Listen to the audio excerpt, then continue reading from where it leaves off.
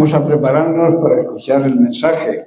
Aunque hoy no sé si notáis que tengo la voz un poco rara, ¿verdad? Tengo un fuerte catarro. Pero que el Señor me va a dar la fuerza, yo creo, para que pueda terminar el mensaje que Él trae hoy para nosotros. Es un privilegio, ¿verdad?, compartir la palabra de Dios. Y es un privilegio también estar aquí hoy. Si estás aquí hoy es porque Dios ha permitido que estés aquí. Si Dios no quiere, no estás. Pero si estás aquí es por el propósito de Dios. Siempre hay un propósito en cada cosa que Dios hace. Por eso el tema que vamos a reconducir es el tema que comenzamos semanas anteriores, que es la Iglesia y el propósito de Dios para este tiempo. Dios está hoy llamando a su Iglesia a un compromiso más profundo, a que nos comprometamos más con su palabra, nos comprometamos más en la oración y sobre todo nos comprometamos a llevar una vida cristiana de acuerdo a como Dios quiere que vivamos. Y el propósito de Dios para su Iglesia es el mismo hoy que hace siglos. Siempre el propósito de Dios ha sido el mismo, que la Iglesia sea un reflejo de su gloria, ser instrumentos de salvación y edificación para aquellos que no conocen a Cristo todavía, y ser la manifestación de su amor en un mundo perdido. El amor de Dios, el mundo tiene que ver el amor de Dios a través de nosotros. Si nosotros que somos su Iglesia, su cuerpo, su familia, no nos amamos unos a otros, no demostramos el amor de Dios, difícilmente el mundo va a creer en el amor de Dios. Y hacíamos varias consideraciones sobre la Iglesia y el propósito de Dios. La primera es que la Iglesia es el cuerpo de Cristo.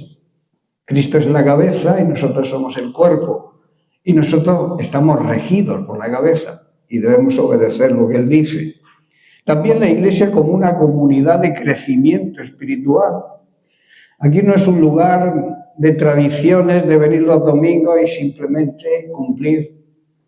La Iglesia tiene que ser una comunidad en la cual crezcamos cada día, que haya un crecimiento y una madurez espiritual. Y en tercer lugar, la Iglesia tiene que ser testigo del Evangelio. El propósito de Dios para su Iglesia es que seamos testigos del Evangelio en el mundo. Testigo significa ver algo que ha sucedido, ¿verdad? Cuando alguien en el mundo normal lo citan como testigo en un juicio, es porque esa persona ha visto lo ocurrido y da testimonio. Pues ser testigos de Cristo significa hemos visto lo que Cristo ha hecho en nuestras vidas y lo testificamos a los demás. Por eso el propósito fundamental de la Iglesia de Cristo es que testifiquemos lo que Dios ha hecho en nuestras vidas. Esto es parte de nuestra identidad como pueblo de Dios. Jesús nos dice, si recordáis, somos la sal de la tierra. Y también dice que somos la luz del mundo, su luz en medio de las tinieblas. Las tinieblas significan ignorancia de Dios, no conocer, haber oído quizá hablar de Dios, pero sin conocer realmente quién es Dios y quién es Jesucristo. Y por tanto no podemos esconder lo que Cristo dice que somos. Cuando nos convertimos, cuando aceptamos a Jesucristo como Señor y Salvador, Dios nos adopta como hijos. Y eso no lo podemos negar. Tenemos que proclamar que somos hijos de Dios. La Iglesia debe ser también un instrumento de restauración. En un mundo roto por el pecado, por las guerras, por las injusticias, la Iglesia debe ser el instrumento que Dios ha elegido para restaurar. Cuando un restaurador, ¿qué hace? Está una casa en ruinas y la reconstruye, la deja nueva. Pues esa debe ser, digamos, la obra de la Iglesia, restaurar este mundo caído por el pecado, por la injusticia, por la destrucción, por las guerras. La Iglesia, en quinto lugar, debe ser también un lugar de edificación mutua. que nos edifiquemos unos a otros. La iglesia no es un lugar donde solo uno da, sino un lugar donde todos construimos juntos, edificamos juntos. En el versículo 16 de Efesios 4, Pablo nos dice que todo el cuerpo, bien concentrado y unido entre sí por todas las coyunturas, que se ayudan mutuamente, según la actividad propia de cada miembro, recibe su crecimiento para ir edificándonos en amor. Pone Pablo el ejemplo de un cuerpo humano, donde todos los miembros deben funcionar en unidad, coordinados, en coordinación, en apoyo mutuo.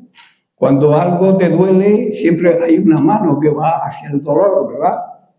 Ese miembro acude la necesidad de otro miembro. Pues así debe ser la iglesia cuando hay necesidad en cualquier miembro de la congregación. Por eso dice que la iglesia debe ser un lugar donde edificarnos, cada uno, mutuamente. La iglesia no es ante todo un edificio de piedra, sino una casa viva, hecha de personas. Cada rostro, cada historia, cada, digamos, fe, aunque sea sencilla, forma parte de ese templo que Dios va levantando día a día. Por eso cuando hablamos de la iglesia como lugar de edificación mutua, hablamos del modo en que Dios nos usa unos a otros para sostenernos, corregirnos si hace falta y animarnos en el camino. Pablo nos recuerda que somos colaboradores de Dios, que colaboramos con el trabajo de Dios y cada uno debe edificar sobre el mismo fundamento que no es otro que Cristo. Cristo es el fundamento, es la roca, es la base de la religión cristiana o de la religión, no, de la vida cristiana, porque la palabra religión, la Biblia la nombra poco, la religión no sirve para nada, porque la religión son normas que el hombre ha creado para acercarse a Dios. Y la verdadera verdad es que Dios ha creado un camino hacia el Padre, que es Cristo. Por eso ninguna religión te va a salvar, solamente te va a salvar Cristo, cuando recurres a Él y le aceptas. Por eso nadie sobra en la congregación, en la iglesia. Nadie es inútil y nadie está de más. El Señor cuenta con la fe del que es fuerte, está fuerte en la fe, pero también con la debilidad de aquel que está cansado, con la palabra del que enseña y con el silencio del que ora y del que sufre. Todos edifican, aunque no todos siempre nos demos cuenta. Edificamos cuando escuchamos de verdad, sin prisa, sin prejuicios.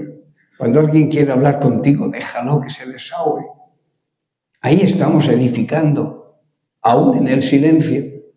Edificamos cuando damos una palabra de ánimo que levanta al que estaba a punto de rendirse. Edificamos cuando corregimos con amor, no para humillar, sino para ayudar a crecer. Y también edificamos cuando nos dejamos ayudar, que esa es otra, a veces el orgullo espiritual quizá no permite que los demás nos ayuden, porque la humildad abre el camino para que la gracia de Dios actúe. La humildad es la base de la vida cristiana, ser humilde. Jesús dijo, aprended de mí, que soy manso y humilde de corazón. La iglesia se debilita cuando cada uno busca lo suyo, pero se fortalece cuando aprendemos a llevar las cargas los unos de los otros. Por eso Pablo en Gálatas capítulo 6, verso 2, nos dice, nos exhorta, dice, sobrellevad los unos las cargas de los otros y cumplid así la ley de Cristo. Este versículo nos lleva directamente al corazón del verdadero cristianismo. No habla de teorías, habla de práctica, habla de una vida de práctica, de hechos. El apóstol Pablo no dice observa desde cerca o desde lejos. Dice sobrellevar y lo hace en imperativo, como una orden, como un mandamiento. ¿Y esto qué implica? Pues implica acercamiento a la persona con problemas, implica involucrarse en el problema de esa persona con el fin de ayudar. Significa sentir el dolor ajeno, ayudar al levantarse a aquel que está caído. Hay cargas que no se ven, que quizá no veamos, angustias internas en el corazón, luchas espirituales, pruebas en la familia, debilidades ocultas. Y Dios nos llama a ser diferentes y a no ser indiferentes con estos problemas de los demás. ¿Qué significa, por tanto, sobrellevar? No es solo decir, ánimo, el Señor es bueno y el Señor te va a ayudar. No es eso. Es ayudar a sostener el peso de la carga de mi hermano o de mi prójimo. Es como cuando alguien está a punto de caer y tú te pones debajo para sostenerlo. No dice, cáete y el Señor te levantará, sino que yo hago, me muevo en práctica. Pongo en práctica el amor de Dios y me pongo debajo para que no caiga del todo. Y lo ayudo luego a levantarse. Esto es parte del propósito de Dios para su iglesia. Esto es parte de la obligación del cuerpo de Cristo, que es su iglesia. Y Pablo finaliza el versículo diciendo, y cumplid así la ley de Cristo. La ley de Cristo, ¿cuál es la ley de Cristo?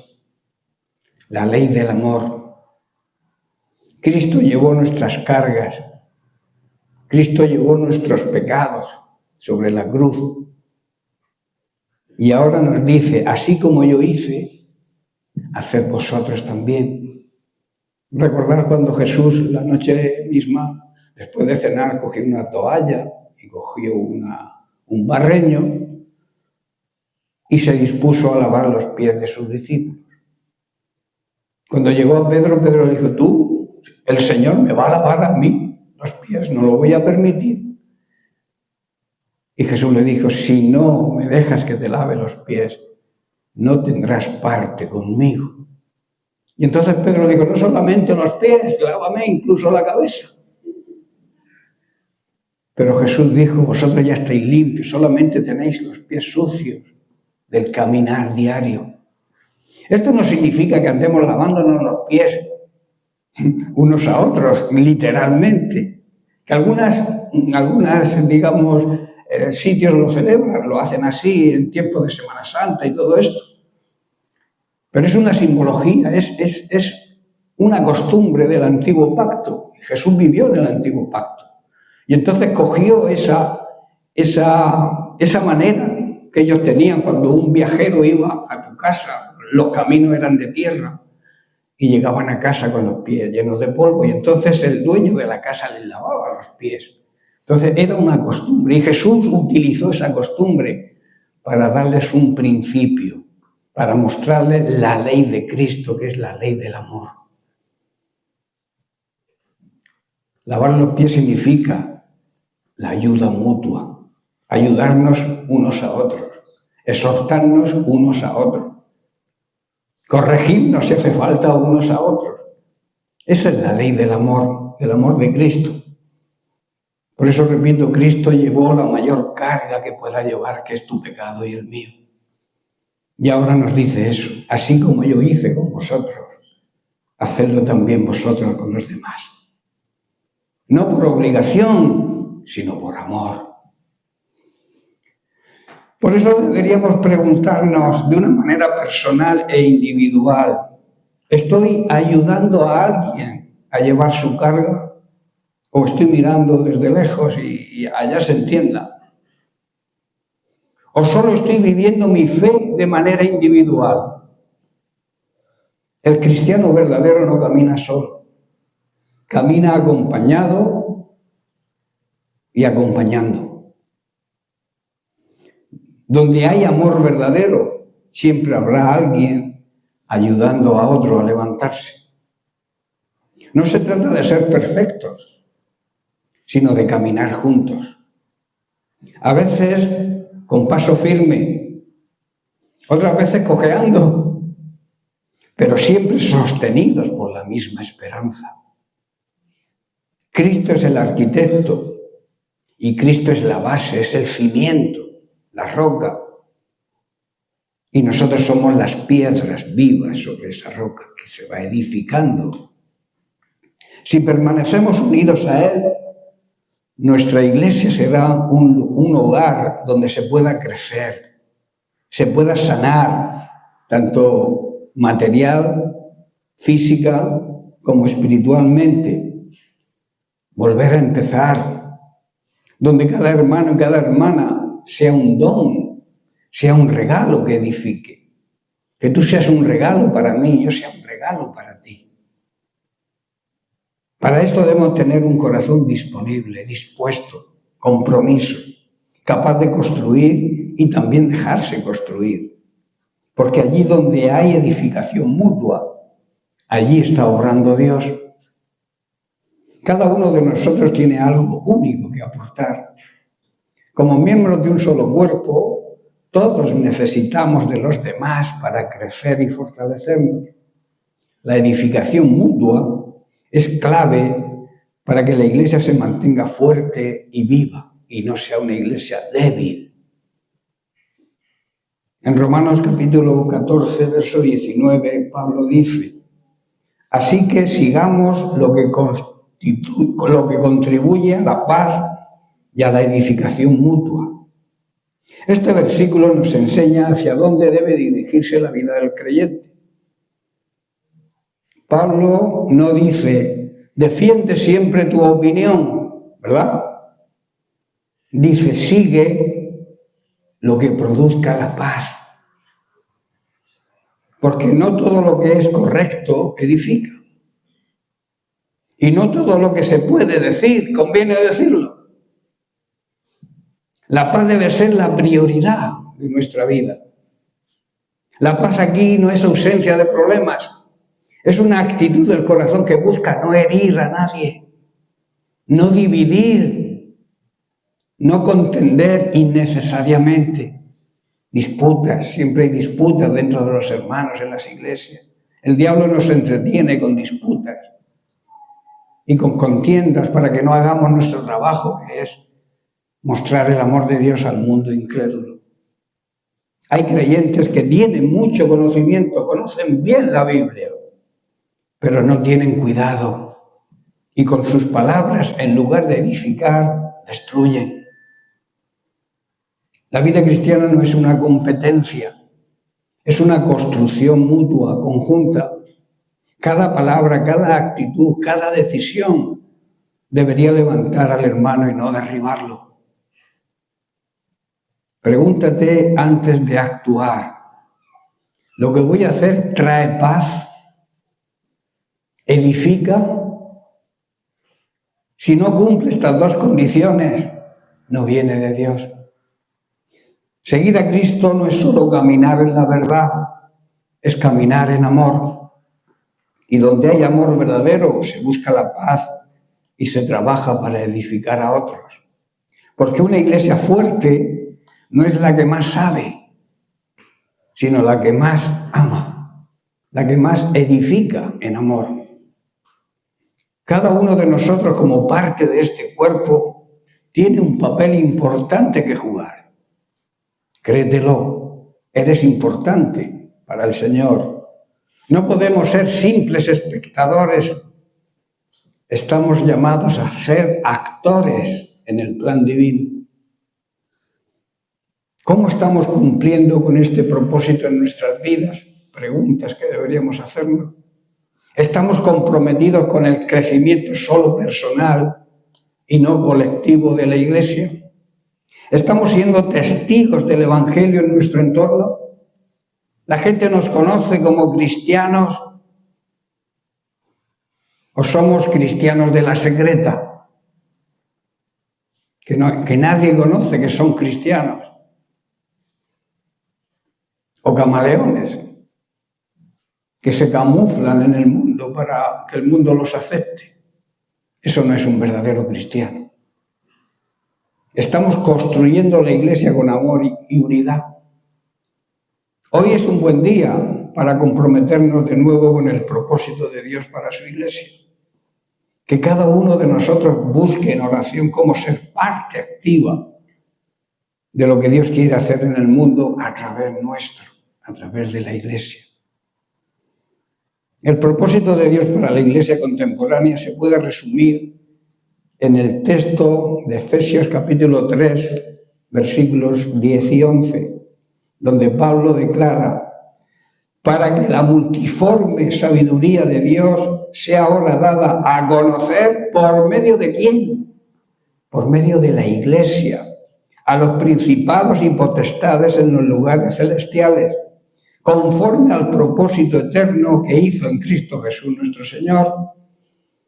El propósito de Dios es utilizar a la Iglesia para mostrar la amplia variedad de sabiduría a todos los gobernantes y autoridades invisibles que están en los lugares celestiales y que están lamentablemente influyendo constantemente en las personas de este mundo. No saben que existen, pero sí son influidos. Ese era el plan eterno y sigue siendo su plan hoy también y seguirá siendo en el futuro el plan eterno de Dios, el cual Él llevó a cabo por medio de Cristo Jesús. La gran sabiduría de Dios sea ahora dada a conocer por medio de la Iglesia. Ese es nuestro plan, nuestro propósito. Que la sabiduría de Dios pueda ser conocida por la gente que nos rodea. Vivimos tiempos muy difíciles, donde la Iglesia corre el riesgo de olvidar quién es y para qué existe. Se ha vuelto en muchos casos, aquí no, una institución más, un lugar de reuniones o un refugio, digamos, emocional, pero no necesariamente el instrumento vivo que Dios quiere utilizar hoy en la tierra. No sé si queda claro lo que estoy diciendo. La pregunta no es ¿qué queremos hacer como Iglesia? La pregunta es ¿para qué nos diseñó Dios? Cuando la Iglesia pierde su propósito, pierde su poder. Pero cuando la redescubre, el cielo respalda su caminar.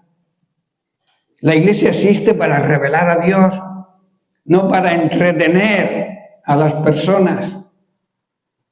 Y aquí quiero hacer mención a un gran predicador, Charles Spurgeon.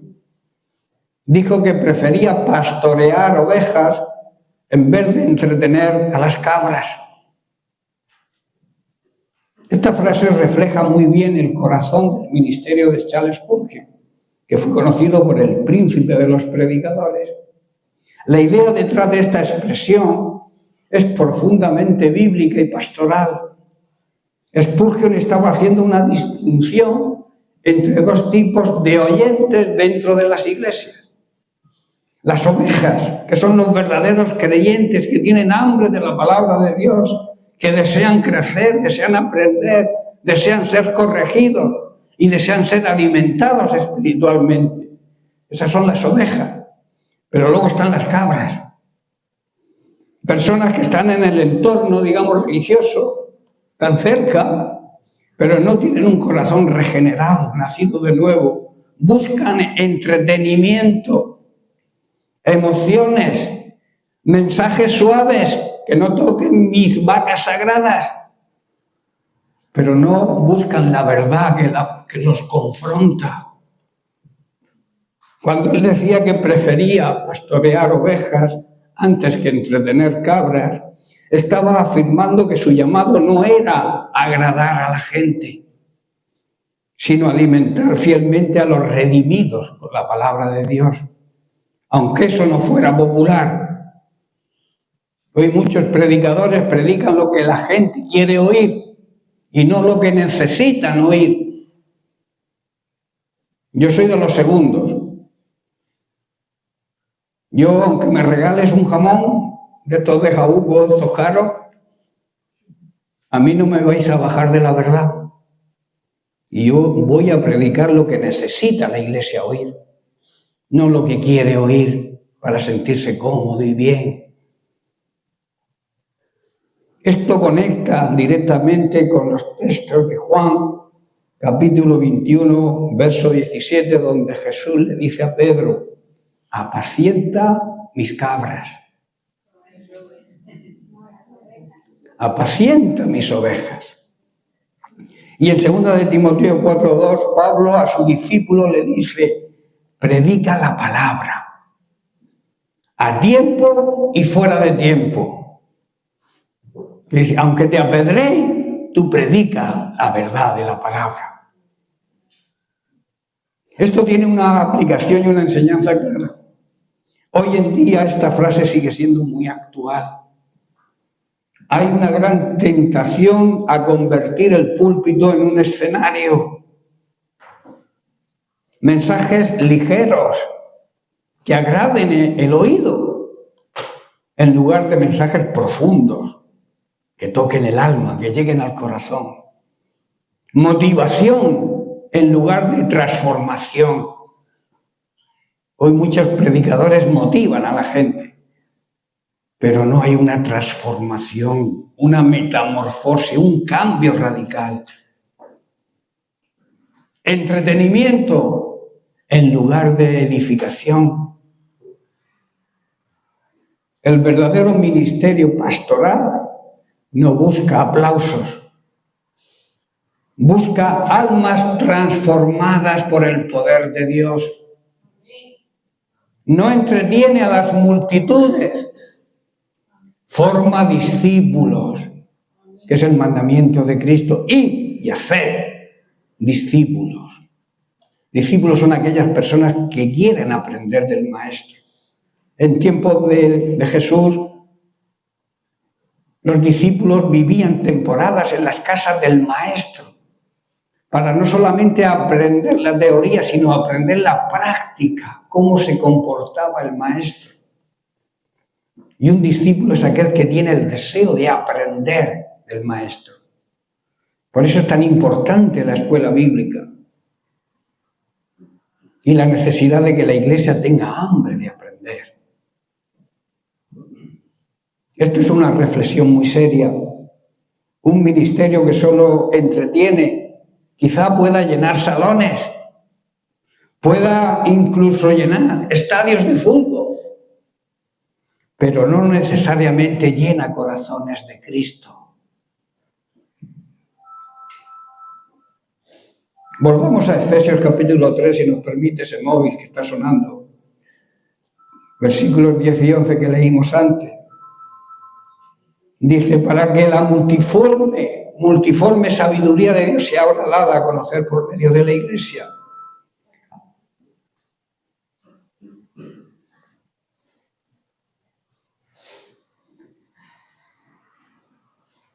Dice el apóstol Pablo que la Iglesia es el medio por el cual se da a conocer la gran sabiduría de Dios. No dice que el mundo conocerá a Dios por estrategias humanas, sino por medio de su Iglesia. Hoy vemos una tendencia muy peligrosa. Adaptar la Iglesia al gusto de las personas. Pero la Iglesia no fue llamada a ser popular. Fue llamada a ser luz, a alumbrar.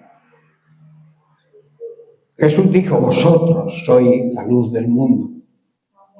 La luz no negocia con las tinieblas, no se asocia con las tinieblas. Si hay luz, las tinieblas desaparecen. Y si hay tinieblas, la luz desaparece. Cuando la luz llega a un lugar donde está oscuro, la oscuridad desaparece. El propósito de la Iglesia no es agradar a multitudes, sino manifestar a Cristo. La Iglesia es un cuerpo vivo, no es un sistema religioso. En muchos contextos, la Iglesia se ha convertido en estructura, programas, agenda. Hay incluso pastores que quieren los miembros de la Iglesia hablar con él por una necesidad y van a la agenda y le citan para dentro un mes. Si el hombre tiene la necesidad hoy, ¿cómo va a esperar un mes? Agendas. Pero Dios la diseñó como un cuerpo. Y un cuerpo tiene vida, movimiento, sensibilidad. Cuando la iglesia pierde la comunión con Cristo, deja de ser cuerpo y se convierte en una organización. Efesios 1, 22 y 23 dice que la iglesia es el cuerpo de Cristo. Esto significa que Cristo es la cabeza. Significa que Cristo es el que da órdenes. Y yo obedezco como cuerpo. La cabeza es quien da órdenes a los brazos, a las piernas, al oído, a la lengua, a la boca. La cabeza es quien ordena. Nosotros no decidimos el rumbo. No vivimos por lógicas humanas. Vivimos por dirección divina, a través del Espíritu Santo que nos guía. Una iglesia sin la guía del Espíritu Santo podrá tener muchas actividades, pero nunca tener vida. Ser una iglesia muerta, con mucho jaleo, muchas actividades, muchos programas. Pero si no tiene la guía del Espíritu Santo, es una iglesia muerta.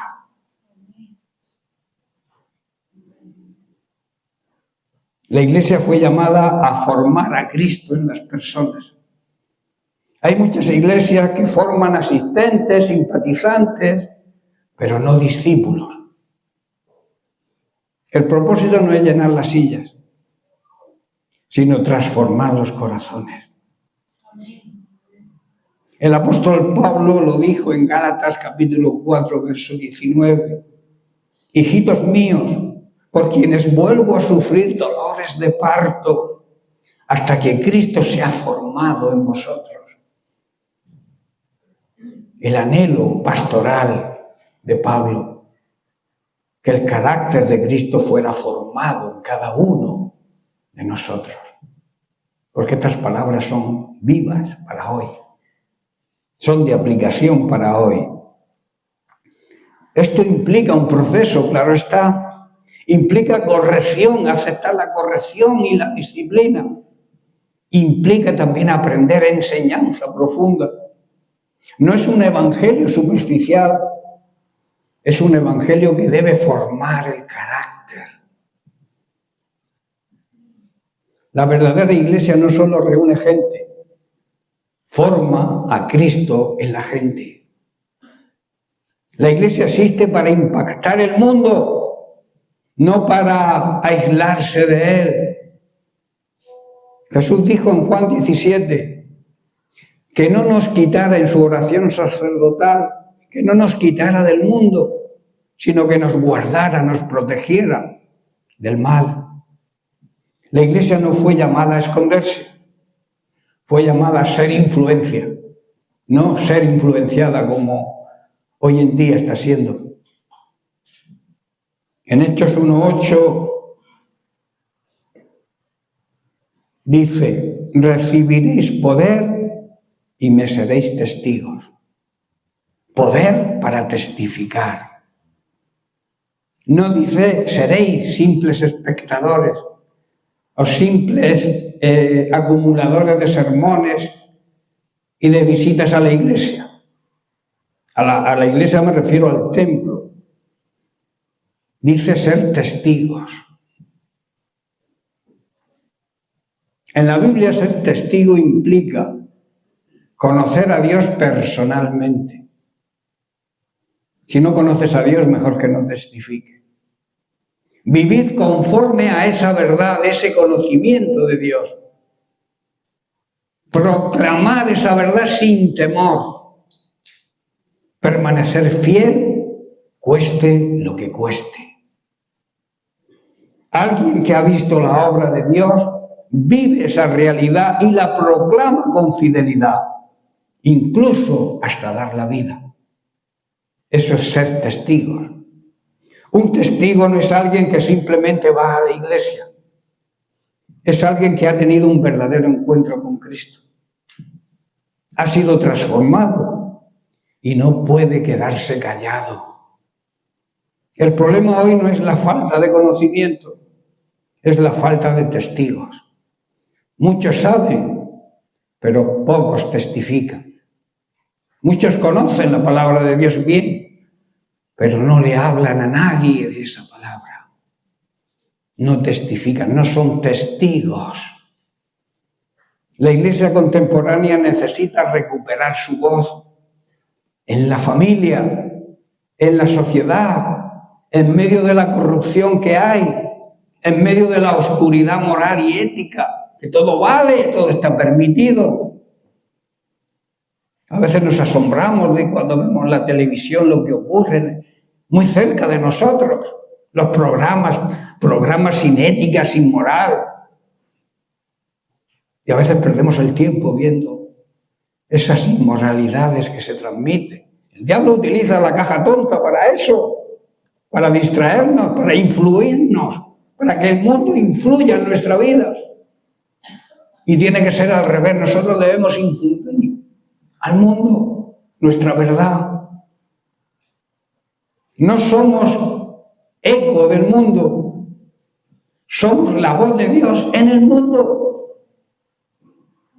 La Iglesia tiene un propósito eterno, no temporal. Efesios 3:11 dice que esto es conforme al propósito eterno de Dios. Esto es clave. La Iglesia no es un plan improvisado de Dios. Es parte del diseño desde antes de la fundación del mundo. En su mente ya estaba.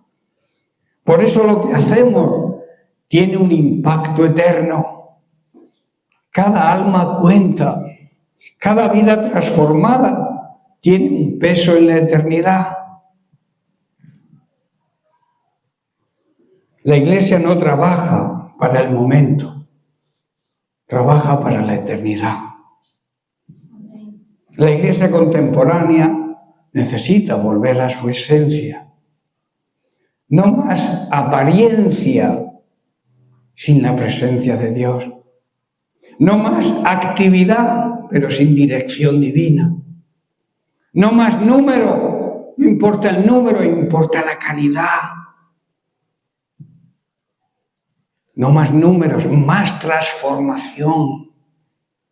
Dios sigue buscando, ya estoy terminando, Dios sigue buscando una iglesia que cumpla su propósito.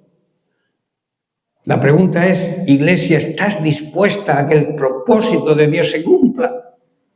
¿Vas a hacer lo necesario para que el propósito de Dios se cumpla? Adquiere ya hoy el compromiso de ponerte, de alinearte con la voluntad y el propósito de Dios, para que Dios pueda utilizarnos, para que la gente que está perdida en este mundo pueda encontrar el camino de la salvación. Eso está en nuestras manos. Es el plan de Dios para su iglesia. Que dejemos, digamos, las cuatro paredes. Hay que venir, sí, hay que venir, hay que escuchar la palabra de Dios, hay que reunirle, hay que honrar a Dios, hay que alabarlo. Pero hay que obedecerlo en la gran comisión. La iglesia no puede ser de puertas adentro solamente. Tiene que ser de puertas abiertas hacia el mundo. La gente que necesita conocer a Dios. La gente que necesita conocer el amor de Dios. Por eso Dios sigue buscando hoy una iglesia que cumpla su plan y su propósito. Una iglesia que refleje su amor. Una iglesia que hable de la gracia de Dios. Una iglesia que muestre la gloria de Dios. Una iglesia que dependa de Él. No más actividad sin la dirección de Dios, que pueda formar a Cristo en las personas, que impacte en el mundo, que seamos impacto en el mundo y que vivamos con una visión eterna. Esto no es un llamado para cambiar métodos, es un llamado a volvernos al propósito que siempre ha sido eterno de Dios. Porque cuando la Iglesia se vuelva a su propósito, el Espíritu Santo empezará a moverse. Cristo se va a manifestar a los incrédulos y el mundo no nos podrá ignorar al ser ejemplo de lo que decimos y de lo que predicamos. Que yo siempre digo que si lo que predicas no está de acuerdo con tus actos, mejor que te calles, porque no vas a influir al mundo, vas a alejar al mundo de Dios, porque dice, mira, dice pero no hace. Yo no quiero ser como esa persona. Ahora, si tú dices, predicas el Evangelio, predicas la verdad de Cristo, predicas el plan de salvación y ven que tú actúas de acuerdo a lo que predicas, difícilmente te van a rechazar y entonces vas a ser influencia para ellos. Amén. Bien, pues lo dejamos aquí. Que Dios te bendiga.